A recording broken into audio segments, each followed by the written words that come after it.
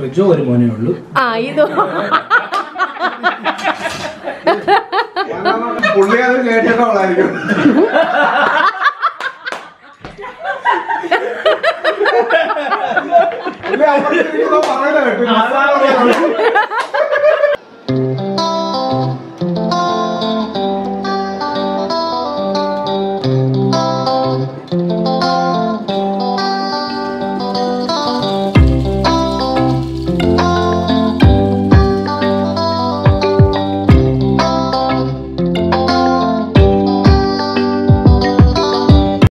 ഇപ്പം നമ്മുടെ മട്ടൻ കറിക്കുള്ള സവാള ഉള്ളി റെഡിയായി. വെളുത്തുള്ളി പേസ്റ്റ്, ഇഞ്ചി പേസ്റ്റ്, മല്ലിയിലയും പുതിനയിലയും. റിജോ ഇവിടെ മുന്തിരിങ്ങ റെഡിയാക്കുന്നു. വെറുതെ കുറിക്കാൻ. അപ്പോൾ മട്ടൻ കറിക്ക് വേണ്ടി പാത്രം വെച്ചു, വെളിച്ചെണ്ണ ഒഴിച്ചു, സവാള, കറിവേപ്പില. പത്മാമയാണ് ചെയ്തുകൊണ്ടിരിക്കുന്നത്. പത്മാമ അവര് നാളെ എവിടെയെങ്കിലും പോകാനുള്ള പ്ലാനോ അങ്ങനെ ഉണ്ടാവും. ഇനി അറിയത്തില്ല.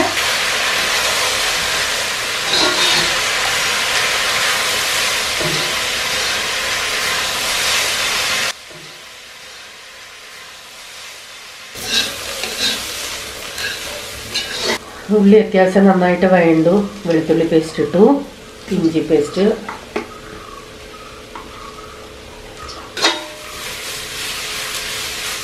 രണ്ട് ടേബിൾ സ്പൂൺ മുളക് പൊടി, 2 ടേബിൾ സ്പൂൺ മല്ലിപ്പൊടിയാണ്. ആടത്ര 2 കിലോ. ഇനി ഇച്ചിരി കുരുമുളക് അത് നമ്മൾ ചേർക്കും. അപ്പോൾ എരി കൂടാതിരിക്കാനാണ് ഇത്രയും ആക്കിയത്. ഇത് സാമാന്യം എരിയുള്ള മുളക്, തീരെ എരി ഇല്ലാത്തതുമല്ല, ഒത്തിരി എരിയില്ല.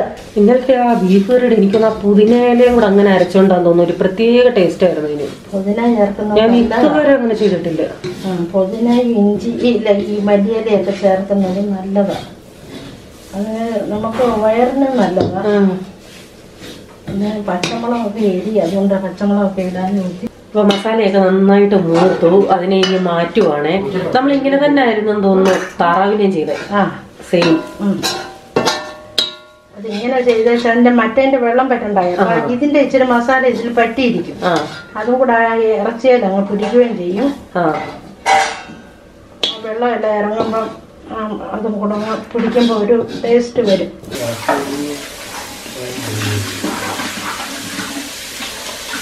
അപ്പൊ നമ്മൾ ആടിനെ അങ്ങോട്ട് ഇട്ടു. അതിനെയും ഇതിനകത്തിട്ട് നന്നായിട്ടൊന്ന് വഴട്ടുവാണേ, അതിന്റെ വെള്ളം പറ്റാനായിട്ട്. ഇപ്പോൾ 1 ടീസ്പൂൺ കുരുമുളക് പൊടി, മഞ്ഞൾപ്പൊടി, അതേപോലെ മഞ്ഞൾപ്പൊടി 1 ടീസ്പൂൺ, ഒരു ഇച്ചിരി ഗരം മസാല ഞാനിപ്പോൾ ചേർക്കുക. പിന്നെ ചേർക്കണം ഒരു ഇച്ചിരി മസാല ഇതെല്ലാം പിടിക്കാനും വേണ്ടി. ഇനിയും പിന്നെ ചേർക്കണം. ഇത് ഈ അരപ്പ് ചേർക്കുമ്പോൾ ഇച്ചിരി കൂടെ ചേർക്കണം. അപ്പൊ നമ്മൾ ഈ ആടിനെ ഇട്ടിട്ട് കണ്ടിന്യൂസ് ഇങ്ങനെ ഇളക്കിക്കൊണ്ടിരിക്കണ്ട. ഒന്ന് ഇളക്കിയിട്ട് ഒന്ന് അടച്ചിട്ടേരെ. വെള്ളം അതിൽ നിന്ന് വേണ്ട, വെള്ളം ഇറങ്ങുന്നുണ്ടോ?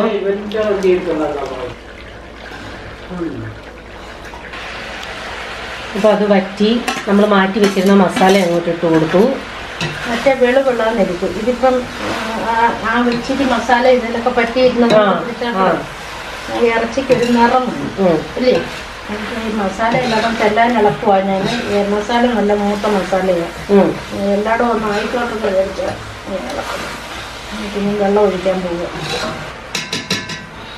പിന്നെ നമുക്ക് ആവശ്യത്തിന് വെള്ളം ഒഴിച്ചു കൊടുക്കാം.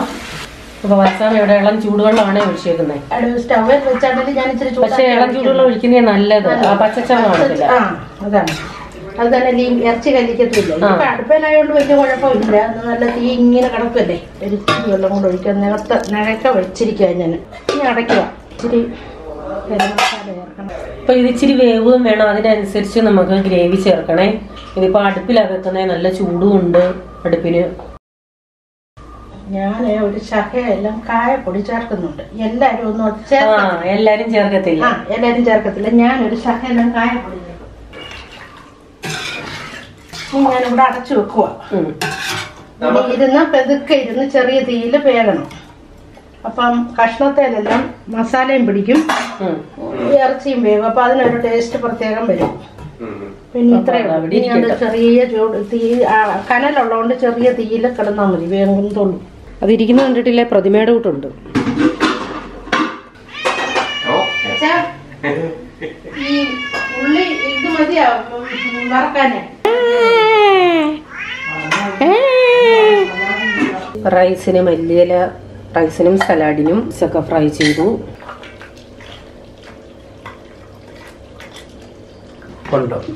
കഷ്ണത്തെ നല്ലപോലെ പിടിച്ചിട്ടുണ്ട്. അപ്പൊ റൈസിന് വേണ്ടി നെയ്യ് ഒഴിച്ചു.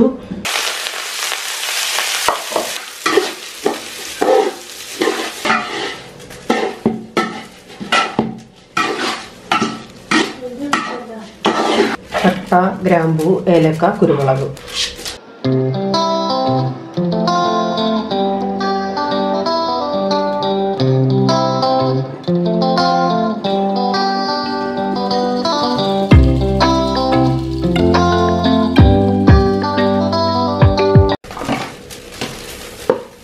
ഇഞ്ചി പേസ്റ്റ് ഇട്ടു, വെളുത്തുള്ളി പേസ്റ്റ് ഇട്ടു, കുറച്ച് ക്യാരറ്റ്. അപ്പോൾ 5 ഗ്ലാസ് അരിയാണ് ഇത്. അതിന് കറക്റ്റ് 10 ഗ്ലാസ് വെള്ളം. ഈ അരി നേരത്തെ അങ്ങനെ കുതിർത്ത് വെച്ചിട്ടില്ല, ഡയറക്റ്റ് കഴുകി വെള്ളം വാലാനായിട്ട് വെച്ചതാണ്. അതിനുശേഷം നന്നായിട്ടിത് ഫ്രൈ ആയേ. അതായത് അരി നല്ലതുപോലെ ഒരു 10-15 മിനിറ്റ് നെയ്ക്കകത്തിട്ട് വറന്ന് അത് പടപടാ പൊട്ടുന്ന സൗണ്ടും വന്നു. ഈ ആവശ്യത്തിന് ഉപ്പൂടെ ചേർക്കാം. അപ്പം ഇത് ബദാം കുതിർത്ത് വെച്ചിട്ട് അരച്ചതാണ്. അപ്പം ഇതില്ലെന്നുണ്ടെങ്കിൽ പകരം തേങ്ങാപ്പാൽ യൂസ് ചെയ്യാം. ഇതൊക്കെ വേണമെന്ന് ചേർത്താൽ മതി, നമ്മൾ എല്ലാവരും ചേർക്കാനൊന്നുമില്ല. ചെറുതീയിൽ അടച്ചു വെക്കാം. അപ്പം നമ്മുടെ റൈസ് റെഡിയായി. അണ്ടിപ്പരിപ്പും മുന്തിരിയും ഫ്രൈ ചെയ്തത്, ഉള്ളി ഫ്രൈ ചെയ്തത്.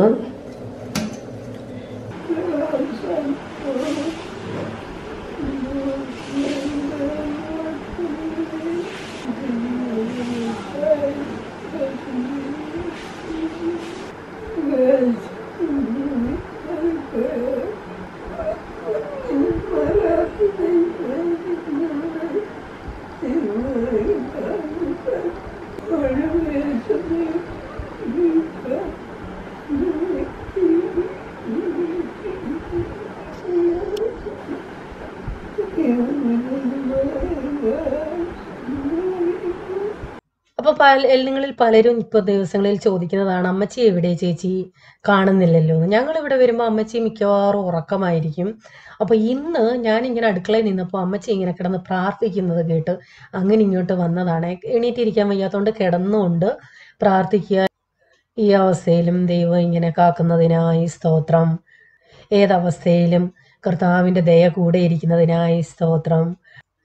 മക്കളും കൊച്ചുമക്കളും ഒക്കെ എന്തെങ്കിലും തെറ്റ് ചെയ്തിട്ടുണ്ടെങ്കിൽ അവരോട് വാസ്തവമായി ക്ഷമിക്കണേ കർത്താവേ എന്നൊക്കെയായി പ്രാർത്ഥിക്കുന്നേ. പ്രാർത്ഥിച്ചു കഴിഞ്ഞോ? എല്ലാവർക്കും വേണ്ടി പ്രാർത്ഥിച്ചോ?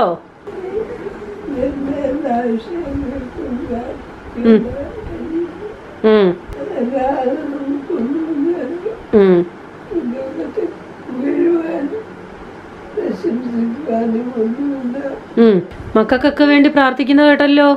എണീറ്റിരിക്കുന്നോ? ഇച്ചിരി നേരം എണീറ്റിരിക്കുന്നോ? നമുക്ക് കാര്യം പറയാം. ഇച്ചിരി നേരമേ എഴുന്നേറ്റിരിക്കാൻ ഇത്ര നേരം കിടക്കുമല്ലായിരുന്നോ? അനുഗ്രഹമൊക്കെ എനിക്ക് ഇഷ്ടം പോലെ തന്നിട്ടുണ്ട്.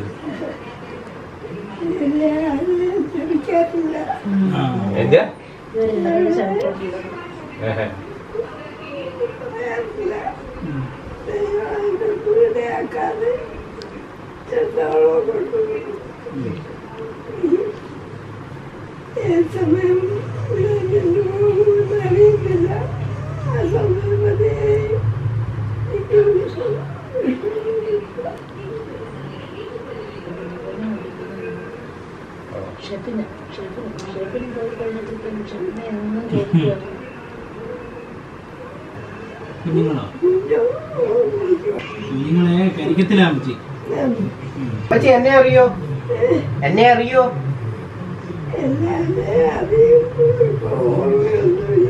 ആഹാ, എന്നാലും ഒന്ന് ഓർത്താൽ അറിയോ? അപ്പോൾ നമ്മുടെ റൈസ് നെയ്ച്ചോറെന്ന് വേണമെങ്കിൽ പറയാം. അതുപോലെ തന്നെ മട്ടൻ കറി, അതായത് ആടിൻ്റെ കറി റെഡി ആയിട്ടുണ്ടേ. എടുക്കടി നീ എടുത്തിട്ട് ഇങ്ങോട്ട് പാസ് നീയാണ് സെർവ് ചെയ്തോണ്ടിരിക്കുന്നത്. നിങ്ങൾ രണ്ടുപേരും എടുക്കും. ഇനിയാണ് സെർവ് ചെയ്തോണ്ടിരിക്കുന്നത്. അതിനുശേഷമാണ് പിന്നെയാണ് ഒത്തിരി പേര് വന്നത് ഈ ഫീൽഡിൽ. പിന്നെ മലയാളികൾ പെട്ടെന്ന് വെച്ചായത് കഴിക്കുക.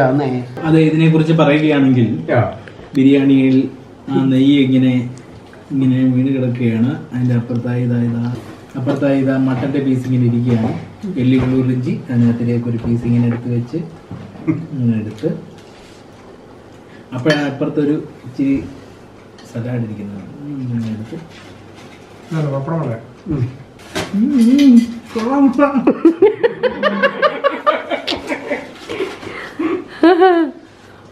കൊള്ളാം.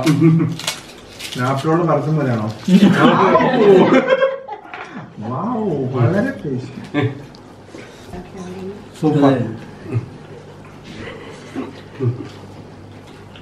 സ്വയം പുകഴ്ച യഥാർത്ഥത്തിൽ ഇവര് രണ്ടുപേരും പറയേണ്ട അഭിപ്രായം. ജെസിന് എന്താ ജെസിനെ പറയാനുള്ളേ? ജെസിന്റെ അഭിപ്രായം നല്ല ബിരിയാണിയാണ്. അപ്പോ റൈസ് രായിച്ചാൻ വക, കറി വത്സാമ വക. ഞങ്ങളുടെ വക കഴിക്കുന്നു. ഒന്നും കിട്ടിയിട്ടില്ല. അത് അവിടെ പോയി.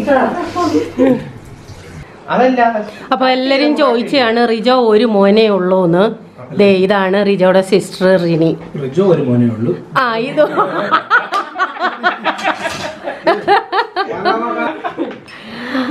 അപ്പൊ നമ്മുടെ റിനി ഒരു ഡോക്ടറാണ്. അവൻ പറഞ്ഞ ശരിയാ. വായി നോക്കുന്ന ഡോക്ടർ. അച്ഛൻ എന്തായിരുന്നു പറഞ്ഞേ? അച്ഛൻ ഏതാണ്ടൊക്കെ പ്രശ്നം ഉണ്ടായിരുന്നു.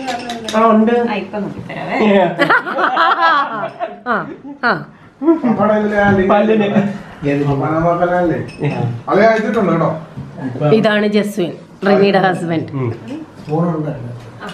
ആ ഇവിടെ എല്ലാവരും ഐസ്ക്രീം കഴിക്കുകയാണ്. ഫൽസാമ എന്തെടുക്കുക? ഇങ്ങോട്ട് വന്നോ. ഏ 4 മഴ മുണ്ട് എറ്റുന്നോണമായിരുന്നു ഇതിലെ ഇവിടെ ബെറോട്ട ഇട്ട് എത്തിയത്. ബാവല് പറഞ്ഞു വന്ന മാതിരി ഇരിക്കുന്നൊക്കെ ഇനി ഞാൻ തന്നെ തിന്നത്തുള്ളൂ. ഒരെണ്ണം കൂടെടാ.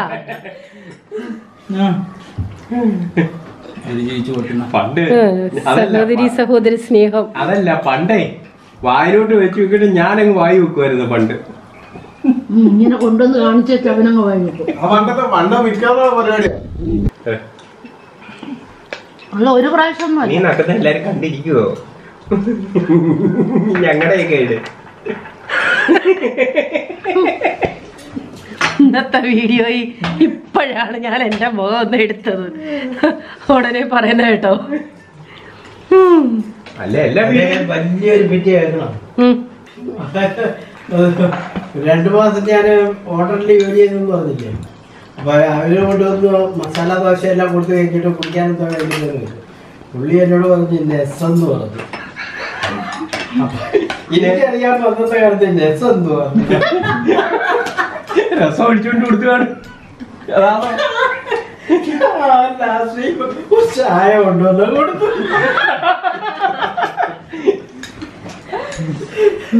അല്ല യഥാർത്ഥത്തിൽ നെസ് എന്തുവാ? അത് ശരി. നെസ്കോഫിക്കാണോ? അന്ന് നമ്മള് ഇതുപോലെ കണ്ടിട്ടുണ്ട്. അപ്പൊ അവരെന്താ പറഞ്ഞേ? ചായയാട്ടി വന്നപ്പോ അവരെന്താ ഇതൊന്നും അറിഞ്ഞില്ല. പുള്ളി അത് കേട്ടിട്ടോളായിരിക്കും.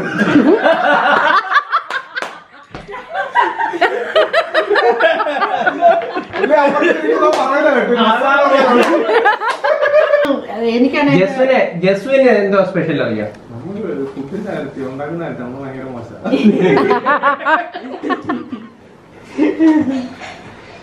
റിജോ ചുറ്റോട്ടെല്ലാം ബാക്കിയെല്ലാം സെറ്റപ്പ് ആക്കി എല്ലാം റെഡി ആക്കി തരാം. പക്ഷെ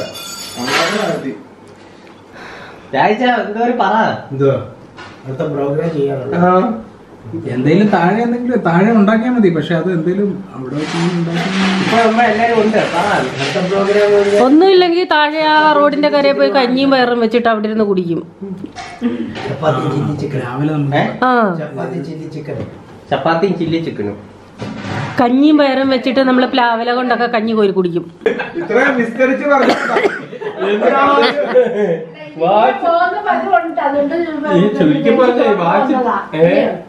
അത് കൊള്ളാലോ, സൂപ്പർ പരിപാടിയാണല്ലോ. എവിടെയെങ്കിലും പോയി ബിരിയാണി കഴിച്ചിട്ടാണല്ലേ? ആ ഒരു പല്ല് കുത്താം.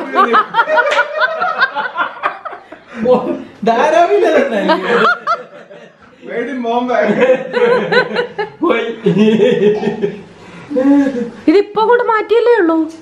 ഇരിക്കുന്നില്ല. അമ്മാരൊരു ആണിയിട്ട് വരാൻ പറഞ്ഞ് ആണിയിട്ട് വന്നില്ല. പൽസ്മാവിൽ അയച്ചാലും വെഡിങ് ആനിവേഴ്സറി കഴിഞ്ഞിരിക്കുന്നോണ്ട്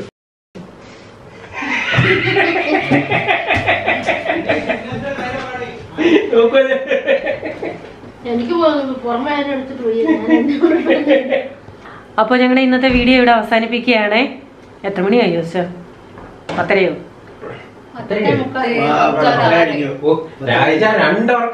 സമയം കഴിഞ്ഞു.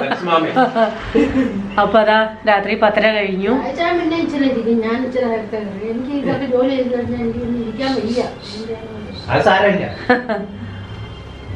അപ്പൊ നിർത്താം. എന്തെങ്കിലും പറയാനുണ്ടെങ്കിൽ പറഞ്ഞു. റിനിയുടെ സ്പെഷ്യൽ വീഡിയോ ഉണ്ട്, മുട്ട പൊരിക്കുന്നത്. ചമ്മന്തി, മുട്ട പൊരിപ്പും, പിന്നെ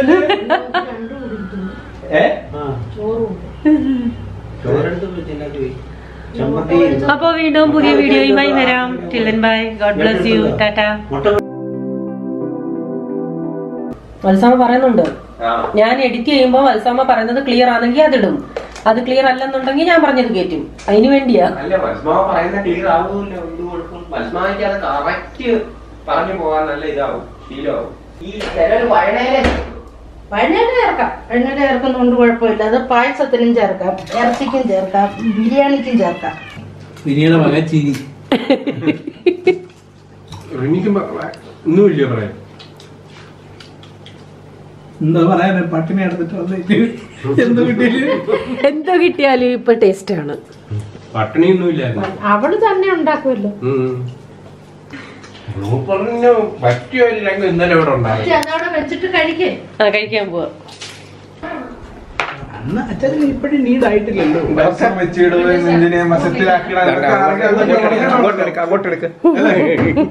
അതൊക്കെ തന്നെ ഇനിയിപ്പോ ഇതാരാന്ന് ചോദിക്കും ഓരോരുത്തര്. ഇവിടെ വച്ചു എന്നെ പരിചയപ്പെടുത്തിയിട്ട് അങ്ങ് പോയാ മതി. നിങ്ങൾ തന്നെ പരിചയപ്പെടുത്തിയാണ്. അടുത്ത ചോദ്യം വരും, റിനി എവിടെയാണ്, എന്തുവാണ്, ജോലിയുണ്ടോ, പഠിക്കുവാണോ? ബാംഗ്ലൂരിലാണ്. റിനി ഒരു വായി നോക്കിയാണ്. ഇന്നലെ ഇവിടെ ബെറോട്ട അടിക്കുന്ന രംഗങ്ങള് കാണണമായിരുന്നു. ചിലവരില്ല. അയ്യോ, അതിനകത്ത് രായിച്ചാലിന്റെ ചില ഡയലോഗുകൾ എനിക്ക് സെൻസർ ചെയ്യേണ്ടി വരും. ഞാൻ പൊറോട്ട അടിച്ചതിന്റെ ഷേപ്പ് എന്തുവാണെന്ന് അത് സെൻസർ ചെയ്യണം.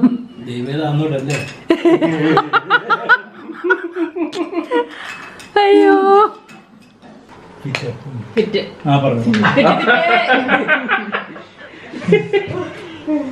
ഇന്നോട്ട് ഐശ്വര്യമായിട്ട് ബ്ലൂപ്പർ തുടങ്ങിയോ? ലാസ്റ്റ് വരുമ്പോ ബെൻഡ് ചെയ്ത് നോക്കാം. അത്രയും ചെയ്യേണ്ട ആവശ്യമൊന്നുമില്ല. പിന്നെ ഇത് അവിടെ വെക്കത്തേ ഉള്ളു. അല്ല, അലുമിനിയം ഫാബ്രിക്കേഷൻകാരെ വിളിച്ചു കഴിഞ്ഞാൽ റിവറ്റ് അടിച്ചാൽ മതി.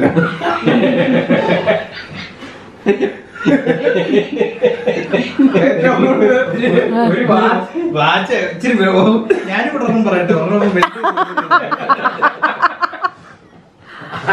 എല്ലാം പൂർത്തിയായി. അല്ല, ഇതും നല്ല ടാക്കടിപ്പിച്ചത്. അയ്യോ, അത് ഓടിയാലങ്ങോടും പോയാൽ അനുഭവം ഉണ്ട് കേട്ടോ. അതത്രേ ഉള്ളൂ. ഓടിയാലും ഓടും, ഇല്ലെങ്കിൽ ഒരുപാട് പിള്ളേർ അങ്ങനെ ഓടുന്നുണ്ട്. മിക്കാറുള്ളവരല്ല. എനിക്ക് ഷാള് ഡസൻ കണക്കിന്. അതിപ്പോ എന്തായാലും ചേച്ചിക്കെങ്കിലും ഉപയോഗപ്പെട്ടെങ്കിലും ഇനിയിപ്പോ ഷാളുകൊണ്ട് മൂടി വാഷിംഗ് മെഷീൻ ഇല്ലേ കേട്ടോ. ഇല്ലില്ല, ഹാൻഡ് വാഷ്. അപ്പോൾ ഞങ്ങളുടെ ഇന്നത്തെ വീഡിയോ ഇവിടെ അവസാനിപ്പിക്കുകയാണ്. അയ്യോ, ഞാൻ ഇതിനകത്ത് സ്ക്രീനിൽ നോക്കിയാൽ പറഞ്ഞു.